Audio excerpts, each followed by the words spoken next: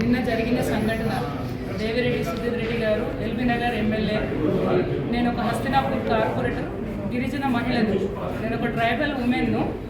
నేను గెలిచినప్పటి నుంచి నాకు నానా విధాలుగా హింసిస్తూ, నన్ను ప్రోటోకాల్గా ఇబ్బంది పెడుతూ, నన్ను ప్రతి అడుగులో నన్ను హింస పెట్టుకుంటూ నన్ను ఇవాళ నిన్న మాట్లాడిండు.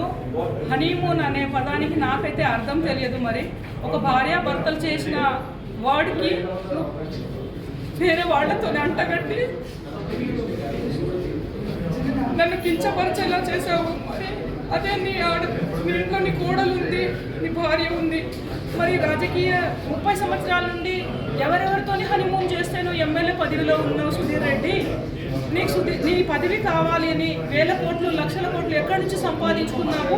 నువ్వు రాజకీయంగా నీ పెండ్లానికి మీ అమ్మ హనీమూన్ చేస్తేనే కదా నువ్వు వేల కోట్లు సంపాదించినవేమో అని నేను అనుకుంటున్నాను. నీ ధునికి సమాధానం చెప్పాలి. నేను ఒక ఎస్టీ మహిళని, దీనిపైన నీకు కేసు పెట్టి ఎస్సీ ఎస్టీ అల్ట్రా కేసు పెట్టేసి నీకు పోలీస్ స్టేషన్లో లాగడం కంపల్సరీ, నీకు శిక్ష పడేలాగా చూస్తాను.